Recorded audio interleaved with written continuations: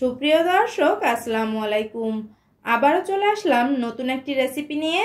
আর আজ আমি শেয়ার করছি খুবই সিম্পল একটি রেসিপি, কাচকি মাছের চচ্চড়ি। আপনারা তো কম বেশি সবাই এই মাছটা রান্না করতে জানেন, তারপরেও আজ আমি এই রেসিপিটা শেয়ার করছি। আশা করছি যারা নতুন রাঁধুনি আছেন তাদের আজ আমার রেসিপি দেখে অনেক উপকার হবে। চলুন তবে আর দেরি না করে রেসিপিটা দেখে নেওয়া যাক। কাচকি মাছের চচ্চড়ি রান্না করার জন্য এখানে আমি 250 গ্রামের মতো কাচকি মাছ নিয়েছি আর মাছটাকে খুব ভালোভাবে ধুয়ে পরিষ্কার করে নিয়েছি। এখন আমি মাছটাকে রান্না করার জন্য প্রিপেয়ার করব। এবারে আমি মাছটাকে যে ফ্রাই প্যানে রান্না করব ওই ফ্রাই প্যানটা এখানে নিয়ে নিয়েছি আর দিয়ে দিচ্ছি 1 কাপ পরিমাণে পেঁয়াজ কুচি। চেষ্টা করবেন এই রান্নাটায় পেঁয়াজটা একটু বেশি করে দেওয়ার জন্য, এতে করে কিন্তু মাছটা খেতে বেশি ভালো লাগে। এরপরে এখানে দিয়ে দিচ্ছি একটি ছোট সাইজের আলু, আমি একেবারে কুচি করে নিয়েছি সেই আলুটা। আর দেখুন আলুটাকে এরকম কুচি করে নিয়েছি। এবারে দিয়ে দিচ্ছি একটি টমেটো, আমি পাতলা স্লাইস করে কেটে নিয়েছি সেই টমেটোটা। আর চেষ্টা করবেন টমেটোটা মাছে দেওয়ার জন্য, এতে করে খেতে বেশি ভালো লাগবে। এরপরে এখানে দিয়ে দিচ্ছি আস্ত জিরা 1 চা চামচ পরিমাণে। এখানে আপনারা চাইলে কিন্তু বাটা যে জিরা ওই জিরাটাও দিতে পারেন, সেটাতেও হবে। এখানে নিয়েছি 4টি কাঁচামরিচ আর কাঁচামরিচগুলোকে আমি 4 ফালি করে ছোট করে কেটে নিয়েছি। এরপরে এখানে দিয়ে দিচ্ছি শুকনা মরিচের গুঁড়ি, আর মরিচটা আপনারা আপনাদের টেস্ট অনুযায়ী দিয়ে নেবেন। এরপরে এখানে দিয়ে দিচ্ছি 1 চা চামচ পরিমাণে হলুদের গুঁড়ি আর দিয়ে দিব স্বাদ মতো লবণ। লবণটা যে যার স্বাদ অনুযায়ী দিয়ে দিতে হবে। এরপরে এখানে দিয়ে দিচ্ছি ছোট্ট 2 টুকরো তেজপাতা আর সবশেষে এখানে দিয়ে দিব রান্নার রেগুলার তেল 1/3 কাপ পরিমাণে।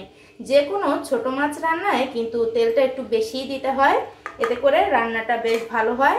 এখন সবকিছু হাত দিয়ে সুন্দরভাবে একটু মেখে নিব।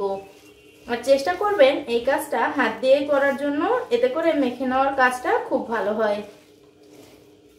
কেটে নেওয়া সবকিছু একসাথে খুব ভালোভাবে মেখে নিয়েছি। এবারে এখানে আমি বাটা মশলাগুলো দিয়ে দিচ্ছি। এখানে নিয়েছি 1 চা চামচ পরিমাণে রসুন বাটা, আর এখানে আপনারা চাইলে কিন্তু রসুনটাকে থেতো করেও দিতে পারেন, সেটাতেও কিন্তু হবে। এরপরে এখানে নিয়েছি 1/2 চা চামচ পরিমাণে আদা বাটা, আর সবশেষে এখানে দিয়ে দিচ্ছি পরিষ্কার করে রাখা সেই মাছগুলো। আর মাছগুলোকে দিয়ে আবারও সবকিছু একসাথে আলতো হাতে মেখে নিব। খুব বেশি জোরে কিন্তু এ পর্যায়ে মাখা যাবে না, তাহলে কিন্তু মাছগুলো নষ্ট হয়ে যেতে পারে।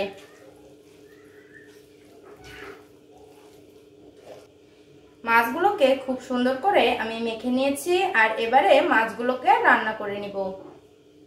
এবারে ফ্রাই প্যানটাকে আমি চুলায় বসিয়ে দিয়েছি আর এখন এখানে দিয়ে দিচ্ছি সামান্য কিছুটা পানি। যেহেতু মাছগুলো ছোট, মাছগুলো রান্না হতে কিন্তু বেশি পানি লাগবে না, সেটা বুঝে আপনারা একটু পানিটা দিয়ে নেবেন। পানিটা দিয়ে তারপরে এখানে একটা চামচের সাহায্যে একটু নেড়েচেড়ে মিশিয়ে দিবেন আর একটা ঢাকনা দিয়ে ঢেকে অপেক্ষা করতে হবে যতক্ষণ পর্যন্ত না পানিটা পুরোপুরি শুকিয়ে যাচ্ছে আর মাছগুলো রান্না হচ্ছে।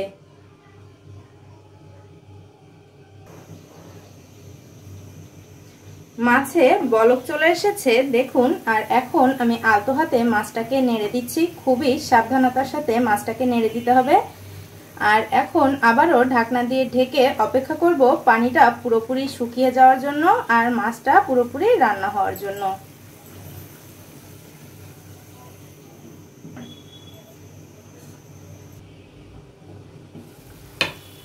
দেখুন মাছের পানিটা পুরোপুরি শুকিয়ে গিয়েছে। যেহেতু আমি চচ্চড়ি রান্না করব, এজন্য আজ আমি কোনো ঝোল রাখিনি মাছে।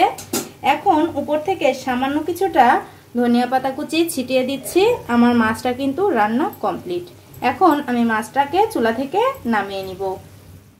তৈরি হয়ে গেল ভীষণ মজার কাচকি মাছের চচ্চড়ি। আর এরকম একটু চচ্চড়ি থাকলে 1 প্লেট গরম ভাত কিন্তু অনায়াসেই খেয়ে নেওয়া যায়। আশা করছি আমার আজকের রেসিপি আপনাদের কাছে ভালো লেগেছে।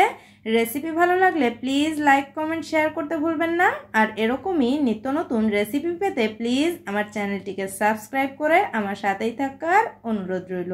সবাই অনেক ভালো থাকবেন। আল্লাহ হাফেজ।